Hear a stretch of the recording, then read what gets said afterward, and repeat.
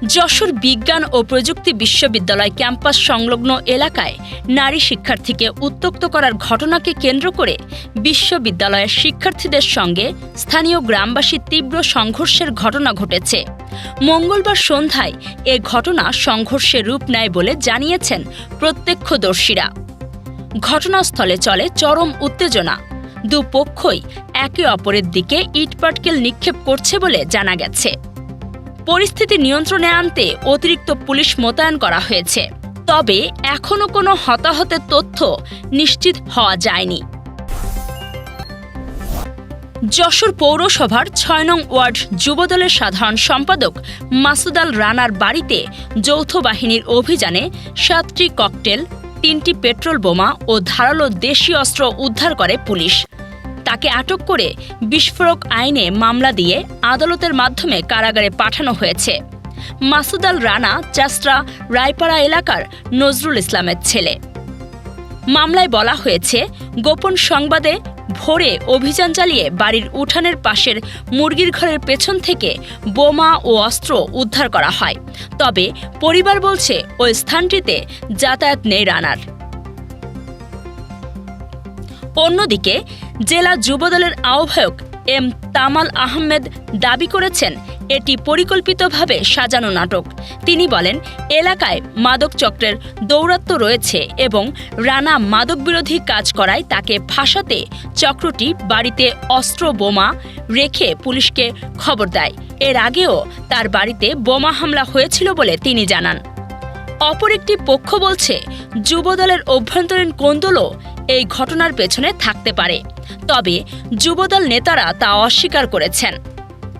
তদন্ত কর্মকর্তা এসআই শুভকুমার রায় বলেন, সেনাবাহিনী, পুলিশ ও স্থানীয়দের উপস্থিতিতে উদ্ধার করা হয়েছে।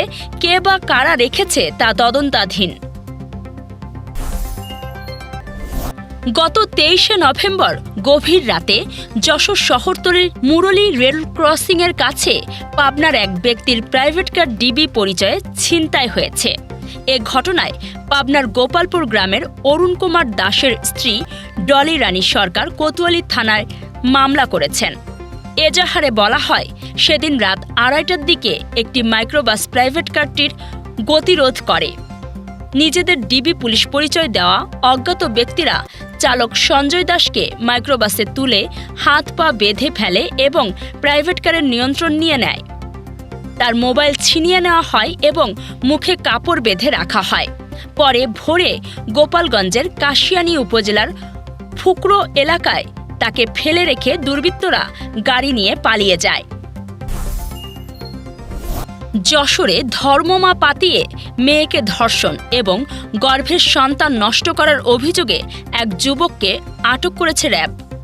আটক ইকরামুল কবির ঝিনাইদহের কালীগঞ্জ উপজেলার রঘুনাথপুর গ্রামের মারজুল ইসলামের ছেলে। সোমবার সন্ধ্যার পর ঢাকার খিলক্ষেত এলাকা থেকে র্যাব ১-এর স্পেশাল টিম তাকে গ্রেফতার করে। পরে কোতোয়ালি থানা পুলিশ তাকে হেফাজতে নেয়। মঙ্গলবার আদালতে সোপর্দ করলে বিচারক তাকে কারাগারে পাঠানোর নির্দেশ দেন। ইকরামুল যশোর সদর উপজেলার ভেকুটিয়া গ্রামের একটি মেয়ের সাথে এ ঘটনা ঘটিয়ে আত্মগোপনে চলে যান। এ ঘটনায় মামলাও হয়। যশোরে বিভিন্ন অপরাধমূলক কর্মকাণ্ডে জড়িত থাকার অভিযোগে শহীদুল ইসলাম তোতা নামের পুলিশের এক নায়েককে আটক করেছে ডিবি পুলিশ। সোমবার বিকেলে যশোর শহরের মুসলিম একাডেমির পূর্ব পাশের রাস্তা থেকে তাকে গ্রেফতার করা হয়। তিনি শার্শার কোন্দরপুর গ্রামের মোহাম্মদ রেজাউল হক ওরফে সোনা সর্দারের ছেলে। শার্শা থানা পুলিশের এসআই হজরত আলী জানান, শহীদুল ইসলাম তোতা খাগড়াছড়িতে কর্মরত ছিলেন, তবে প্রায় ১ বছর ধরে কর্মস্থলে যোগদান করেননি। এ সময়ের মধ্যে তিনি বিভিন্ন অপরাধে জড়িয়ে পড়েন। শার্শা থানায় দায়ের হওয়া একটি বোমাবাজি মামলা তদন্তে তার সম্পৃক্ততা পাওয়া গেলে ডিবি পুলিশের সহযোগিতায় তাকে আটক করা হয়। মঙ্গলবার আদালতে সোপর্দ করলে তাকে কারাগারে পাঠানোর নির্দেশ দেওয়া হয়। তার বিরুদ্ধে আরও ৪টি মামলা রয়েছে।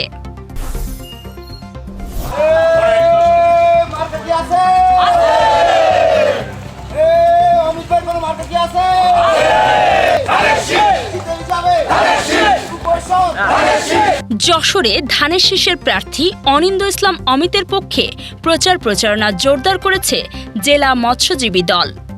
মঙ্গলবার সন্ধ্যায় ৫ নং উপশহরের বি ব্লক বাজার এলাকায় লিফলেট বিতরণ ও প্রচার মিছিল করে তারা। পথসভায় জেলা মৎস্যজীবী দলের আহ্বায়ক ইসমাইল হোসেন টেনিয়া বলেন, অমিত যশোরের মানুষের আশা আকাঙ্ক্ষার প্রতীক। তার বিজয় মানে প্রান্তিক মানুষের অধিকার আদায়। তিনি ভোটের দিনে সবার আগে নিজের ভোট নিশ্চিত করার পাশাপাশি প্রতিবেশী ও স্বজনদের নিরাপদে ভোট দিতে সহায়তার আহ্বান জানান। এই সভাটা হলো অনিন্দ ইসলাম অমিতকে বিজয় করার সভা। এই সভাটা হলো মরহুম তরিক ইসলামের উত্তরসূরি অনিন্দ ইসলাম অমিতকে ধানের শীষের বিজয় করার সভা। এই সভাটা হলো শহীদ প্রেসিডেন্ট জিয়াউর রহমানের সারা বাংলাদেশের যে সুনাম আছে, এই সুনামটা আমাদের যশোরেও থাকবে, সেই সভা, ধানের শীষের সভা। মৎস্যজীবী দলের নেতৃবৃন্দকে তো আমি আশা রাখি এটা যে ভোটের দিন ৮টার ভিতরে সেন্টারে যে ভোট দেবেন, ভোট দিয়ে বাইরে এসে আমরা কাজ করব। অনুষ্ঠানে থানা বিএনপি ও মৎস্যজীবী দলের নেতারা উপস্থিত ছিলেন। কর্মসূচি শেষে টেনিয়া ইউনিয়ন বিএনপি নেতা রহিমের বাবা আব্দুল হালিমের মরদেহ দেখতে গিয়ে পরিবারের প্রতি সমবেদনা জানান। কেশবপুরে হাজারো মানুষের ভালোবাসা ও শ্রদ্ধায় শেষ বিদায় নিলেন উপজেলা বিএনপির সাবেক সাধারণ সম্পাদক ও আইনজীবী অ্যাডভোকেট বদরুজ্জামান মিন্টু। সোমবার জোহরের নামাজের পর কেশবপুর পাবলিক ময়দানে অনুষ্ঠিত হয় তার জানাজা, যা পরিণত হয় জনসমুদ্রে। শেষ শ্রদ্ধা জানান কেন্দ্রীয় ও স্থানীয় বিএনপি নেতৃবৃন্দ। আইনজীবী, শিক্ষক, সাংবাদিক সহ নানা শ্রেণী পেশার মানুষ। ফুসফুসের ক্যান্সারে আক্রান্ত মিন্টু ঢাকায় চিকিৎসার পর দিল্লির মেডান্তা হাসপাতালে লাইফ সাপোর্টে ইন্তেকাল করেন। সমাজসেবক ও নিবেদিত রাজনীতিক এই নেতার মৃত্যুতে কেশবপুর জুড়ে নেমে এসেছে শোকের ছায়া। তার দাফন সম্পন্ন হয় পারিবারিক কবরস্থানে।